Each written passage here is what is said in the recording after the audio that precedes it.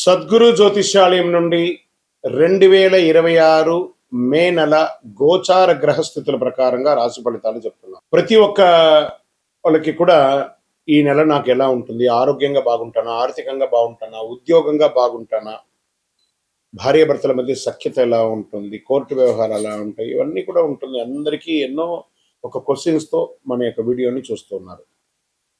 జాతకం పడుతున్న వర్షానికి ఒక గొడుగు మాత్రమే కానీ జాతకం జీవితం కాదు.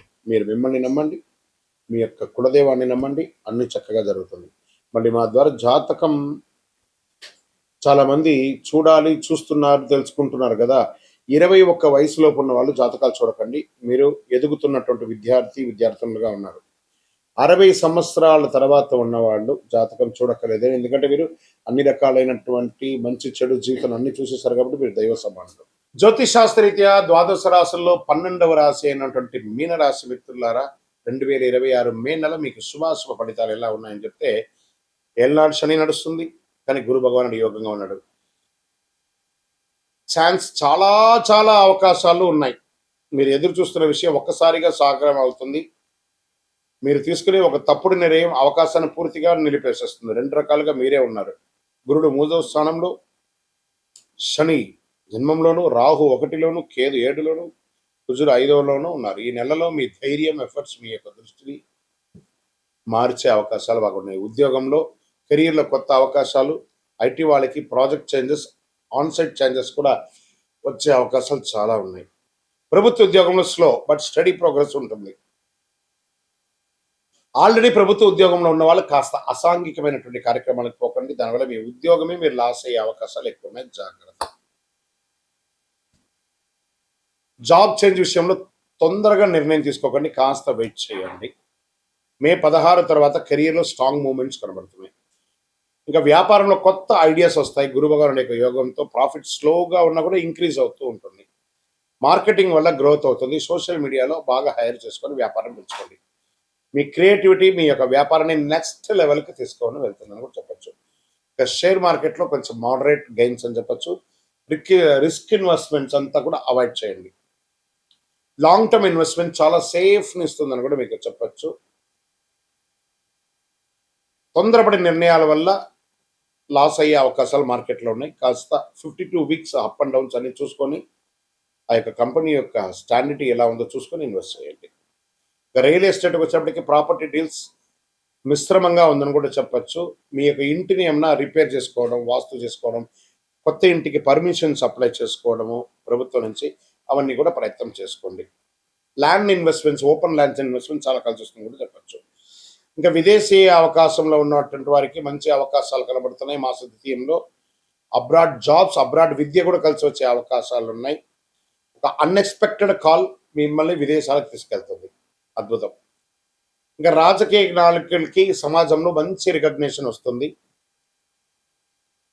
ఇంకా కళాకారులకి, సినిమా వాళ్ళకి చాలా అద్భుతమైనటువంటి క్రియేటివ్ ఫీల్డ్స్లో మంచి సక్సెస్ కనబడుతుంది. బాగా ఉన్నాయని కూడా చెప్పచ్చు. కుటుంబ బంధువుల మధ్య, అన్నదమ్ముల మధ్య, అక్క చెల్లెల మధ్య కాస్త వైరం పెరిగే అవకాశాలు ఎక్కువ ఉన్నాయి. కాస్త జాగ్రత్తగా ఉండండి. మ్యారీడ్ లైఫ్లో డిస్టెన్స్ పెరిగే అవకాశాలు ఉన్నాయి. విడిపోయిన వాళ్ళు ఉంటారు చాలామంది. కూర్చొని కాంప్రమైజ్ అయ్యి మళ్ళీ కలవడానికి ప్రయత్నం చేయండి, ఇది మంచిది. మిస్అండర్స్టాండింగ్ వల్ల ప్రాబ్లమ్స్ ఎక్కువ అవుతాయి కానీ తక్కువ కాదు, కాబట్టి కొంచెం మాట్లాడండి. విద్యార్థులకి సడన్గా మంచి రిజల్ట్ వచ్చే అవకాశాలు ఉన్నాయి. క్రియేటివ్ రీసెర్చ్ ఫీల్డ్లో వాళ్ళకి చాలా మంచి అవకాశాలు ఉన్నాయి. ఫోకస్ని పెంచుకుంటూ పోండి. ఆరోగ్యం పరంగా స్లీప్ డిస్టర్బెన్స్ ఎక్కువ ఉంటుంది. కాస్త గాసిప్స్ ఎక్కువ మాట్లాడతారండి. మీరు మనుషులు లేనప్పుడు వెనక్కి ఎక్కువ మాట్లాడతారు, అది కొంచెం తగ్గించండి. ఎందుకంటే క్షణచిత్తం క్షణమాయం అంటారు చూసారా, అలాంటి భావనలో ఉంటారు. కాబట్టి కాస్త జాగ్రత్తగా ఉండవలసినటువంటి ఒక సమయం అని కూడా చెప్పవచ్చు. అన్నదమ్ములతో కూర్చొని మాట్లాడుకొని చేసుకుంటే మంచిది. హెల్త్ విషయంలో చాలా చాలా జాగ్రత్తగా ఉంటుంది. నీటి సంబంధించినటువంటి సమస్యలు అవకాశం ఉంటుంది. ఇంటేకింగ్ ఆఫ్ వాటర్ తక్కువ తీసుకుంటున్నారు, ఎక్కువ తీసుకోండి. చలివేంద్రాలు లాంటిది ఏర్పాటు చేయండి. స్ట్రెస్ని, ఎమోషనల్ని ఇన్బ్యాలెన్స్ చేయండి. కొంచెం బాగా చేసుకుంటే బాగుంటుంది. వ్యవసాయదారులకి మంచి అవకాశాలు ఉన్నాయని చెప్పచ్చు. కోర్టు కేసు ఏమైనా ఉంటే సాధిస్తారు, మంచిది. ఈ నెల చేయవలసిన పరిహారాలు ఏమంటే, గురు భగవాన్ని ప్రార్థన చేయండి, ఆచార్యుని నమస్కారం చేసుకోండి, పసుపు పూలతో అర్చన చేయండి, ఓం నమో నారాయణాయ అనే 108 సార్లు చేయండి. నవగ్రహాలకి ప్రతిరోజు ఒక 19 ప్రదక్షిణాలు చేయండి. 16 గురువారాల్లో పసుపు వస్త్రాన్ని దేవుడికి ఇస్తే చాలా మంచిదని కూడా చెప్పడం జరుగుతుంది. అద్భుతమైనటువంటి ఫలితాలు పొందుతారు. ఈ మే నెల అవకాశాలు, మార్పులు, భావోద్వేగాలు కలిసి ధైర్యంగా ముందుకెళ్తే విజయం మీది అని కూడా చెప్పచ్చు. విజయోస్తు. మీ యొక్క ఇది అన్ని రాశులకి కింద వేయాలండి ఎడిటర్స్, ఇది గుర్తుపెట్టుకోండి. మీ యొక్క రాశి ఫలితాలను చూస్తున్నటువంటి మా ప్రేక్షక మిత్రులారా, మీరు మా యొక్క ప్రోగ్రామ్స్ అన్ని చూస్తున్నారు. క్లిక్ చేయండి, లైక్ చేయండి, షేర్ చేయండి, సబ్స్క్రైబ్ చేసుకోండి. మీరందరూ కూడా క్షేమంగా ఉండాలని అఖిలాండ కోటి బ్రహ్మాండ నాయకుడు అయ్యప్ప స్వామి వారిని ప్రార్థన చేసుకుంటూ 18 అవతారముల దేవాలయం అయ్యప్ప స్వామికి జీవితంలో ఒక్కసారైనా చూడవలసినటువంటి దేవాలయం. ఒక్కసారి రండి మన దేవాలయానికి. తిరుపతి పట్టణంలో జీవకోణ అనే ఒక ప్రాంతంలో రైల్వే స్టేషన్కి బస్టాండ్కి 3 కిలోమీటర్ల దూరంలో బ్రహ్మశ్రీ డాక్టర్ చంద్రమౌళి గురుస్వామి గారు నిర్మించారు. ఒక్కసారి నా పుట్టినందుకు ఒక్కసారి నా దేవాలయ దర్శనం చేసుకోవాలి. మీకోసం అందరూ క్షేమంగా ఉండాలని ప్రార్థన చేస్తాను. విజయోస్తు. ఇంకా మీ యొక్క వ్యక్తిగత జాతకం కొరకు మీ యొక్క పేరు, date of birth, time of birth, place of birth, మీ పరిసర ప్రాంతాల్లో ఉన్నట్టు గురువుల్ని సంప్రదించి తెలుసుకోండి. లేదా గురుగారు మీ ద్వారానే మేము అపాయింట్మెంట్ తీసుకోవాలనుకుంటున్నామంటే మా డిస్ప్లేలో కనబడుతున్నటువంటి నెంబర్కి మళ్ళీ చెప్తున్నా, మీ పేరు, date of birth, time of birth, place of birth WhatsApp చేయండి. మా అడ్మిన్స్ మీకు రిప్లై ఇస్తారు, మీరు పొందవచ్చు. గురుగారు ఒక శక్తివంతమైనటువంటి ఆధ్యాత్మికమైనటువంటి వస్తువు మాకేమైనా మా జీవితానికి ఏమైనా ఇస్తున్నాడంటే అతి శక్తివంతమైనటువంటి ఒక 48 రోజులు పూజ చేస్తున్నటువంటి సుదర్శన హోమాలు చేసి సుబ్రహ్మణ్య భుజంగం చేసి పారాయణంతో చేసి సిద్ధంగా ఉన్నటువంటి కంగాళి మాల. ఇది కావలసిన వారు మాకు వాట్సాప్ చేసి, కాల్ చేసి మాతో మాట్లాడిన తర్వాత పొందండి. విజయోస్తు. మీ జీవితంలో సంపద, తరగని సంపద, విజయం, అదృష్టం ఇవన్నీ పొందాలనుకుంటున్నారా? మా ఛానల్ ఈ యొక్క వీడియోని ఖచ్చితంగా చూడండి. అక్షయ తృతీయ 2026 ఏప్రిల్ 19వ తారీఖున మరియు ఏప్రిల్ 20 కొంత ఉంటుంది, కానీ పూర్తిగా ఉభయ తెలుగు రాష్ట్రాల్లో 19వ తారీఖున అక్షయ తృతీయ ఆదివారం వస్తుంది.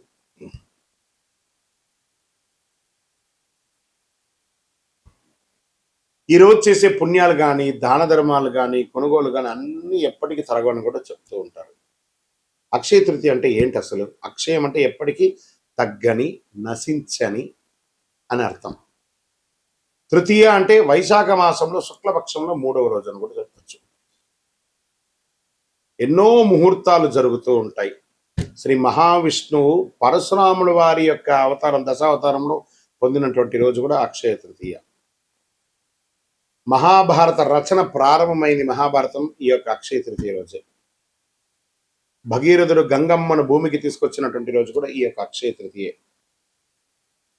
దీన్ని సర్వసిద్ధి దినము అని అంటారు. ఈరోజు ఏ పని ఎక్కువ చేస్తే చాలా మంచి ఫలితం వస్తుందంటే పరోపకారార్థే ఇదం శరీరం. ఇతరులకు సహాయం చేస్తే అది 1000 రెట్లుగా తిరిగి వస్తుంది. ఈరోజు కల్లుప్పు ఉంటుంది చూసారా, కల్లుప్పు, దొడ్డుప్పు, దాన్ని కొంటే ఐశ్వర్యం పెరుగుతుంది అంటారు. రాక్ సాల్ట్ అది కొనండి. ఇంకా కొంతమంది బంగారం కొంటూ ఉంటారు, అది వారి వారి ఇష్టం, కానీ ఎక్కడ కూడా చరిత్రలో బంగారమే కొనాలని రూల్ ఎక్కడ చెప్పలేదు. లక్ష్మీదేవి అనుగ్రహం వస్తుంది. బంగారం కొనడం గైనే కదా, ప్రాపర్టీ పెరుగుతుంది. ఇంకా ఈరోజు ఏం చేయాలి? లక్ష్మీ అమ్మవారికి కనకదార స్తోత్రం చేయండి, లక్ష్మీ అష్టోత్తరం చేయండి, లక్ష్మి కుబేరుని ప్రార్థన చేయండి. యక్షాయ కుబేరాయ వైశ్రవణాయ ధనధాన్యాధిపతయే ధనధాన్య సమృద్ధిం దేహి దేహి తాపయ స్వాహ అని చెప్పి మంత్రాన్ని చెప్తూ చక్కగా కుబేరునికి ఇంట్లో దీపం వెలిగించి పూజ చేస్తే డబ్బు, ధనం, వ్యాపారం అద్భుతంగా పెరుగుతుంది. సరే, ఈరోజు ఏమైనా దానం చేయొచ్చు అంటే అన్నదానం, నహి నహి బహుదానం, అన్నదానం సమానం అన్నారు. ఒక పేదవాళ్ళకి ఒకరికైనా భోజనం పెట్టండి. ఏదైనా దుస్తులు, కొత్త దుస్తులు, వాడిన దుస్తులు ఇవ్వకూడదు, కొత్త దుస్తులు దానం ఇవ్వండి పేదవాళ్ళకి. 100 రెట్ల పుణ్యం పెరుగుతుంది ఆ రోజు చేయడం వల్ల. ఇంకా కొత్త పనులు ఏమైనా ఈరోజు ప్రారంభించవచ్చు అంటే బిజినెస్ ప్రారంభించండి, ఇల్లు కన్స్ట్రక్షన్ ప్రారంభించండి, ఏదైనా మార్కెట్లో పెట్టుబడి పెట్టాలని కూడా పెట్టండి. సక్సెస్ ఛాన్స్ 1000 రెట్లు మీకు పెరుగుతుంది.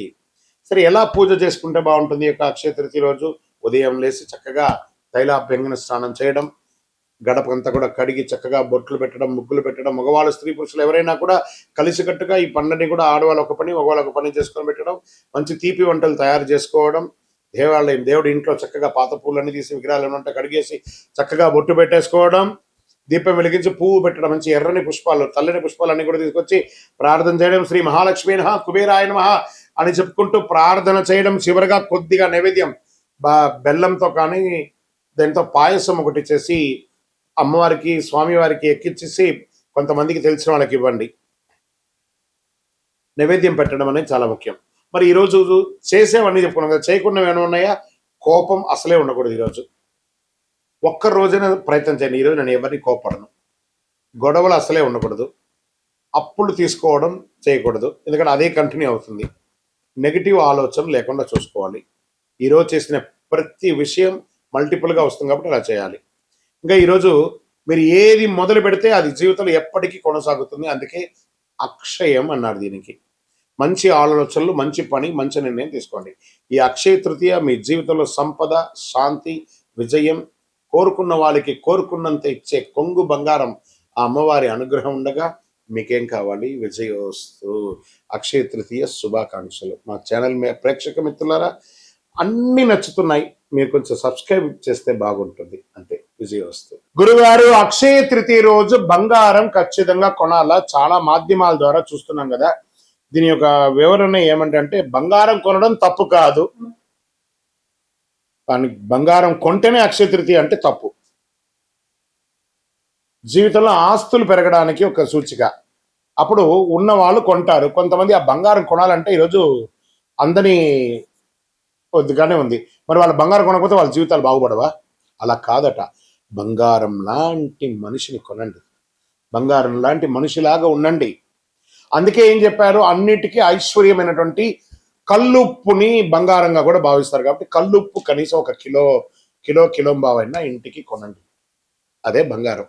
అక్షయ తృతీయ రోజు ఉపవాసం ఉండాలంటే ఎక్కడ రాయబడలేదు, ఉంటే మంచిది. ఉపవాసం అంటే దేవుడికి దగ్గరగా నివసించడమే, కానీ అక్షయ పేరు చెప్పుకొని కుంభాలు తినడం కాదు, బాదం పాలు తినడాలు, పండ్లు తినడాలు. ఉపవాసం ఉంటే ఉపవాసంగా ఉండండి, కానీ ఉపవాసం ఉండాలని ఆ రోజు రూల్ అంటూ ఏమీ లేదు. చక్కగా పిండి వంటలు, బ్రహ్మాండమైనటువంటి శక్తి కొలది పిండి వంటలంతా అమ్మవారికి వెలిగించేసి దాన్ని చక్కగా తినండి మీరు ప్రసాదంగా. ఎవరు వద్దన్నారు? అక్షయ తృతీయ రోజు ఎలాంటి పనులు మొదలుపెట్టాలి? గృహప్రవేశం, భూమి పూజ, నూతన వ్యాపారం, నూతన ఉద్యోగానికి అప్లికేషన్స్, నూతన యూట్యూబ్ ఛానల్స్. మనం కూడా ఛానల్ వాళ్ళమే కదా. నూతన యూట్యూబ్ ఛానల్స్, మంచి ఐడియాలజీ, మంచి థంబ్నైల్స్, మంచి ఎలా క్రియేట్ చేయాలి అవన్నీ కూడా చేయడం మంచిది. అక్షయ తృతీయ రోజు పుస్తకం రాయడము, లెక్కలు రాయడము, ఏది చేసినా మల్టిపుల్గా వస్తుంది. వ్యవసాయం దున్నడము, ఒక చెట్టు అయినా నాటడము, చలివేంద్రాలు ఏర్పాటు చేయడము, ఇలాంటివన్నీ కూడా చేయవచ్చు. దానాలు, ఈ అక్షయ తృతీయ రోజు ఎలాంటి దానాలు చేస్తే చాలా బాగుంటుంది? ఒక చెప్పులు దానం ఇవ్వండి పేదవాళ్ళకి, ఒక వస్త్ర దానం ఇవ్వండి, ఒక పేదవాళ్ళకి భోజనం పెట్టండి. మీరు ఏది చేస్తే అది 1000 రెట్లు 1,00,000 రెట్లు మనకు తిరిగి వస్తూ ఉంటుంది. అలా చేయండి. ఒక దేవాలయానికి ధూపదీప నైవేద్యానికి ఇవ్వండి.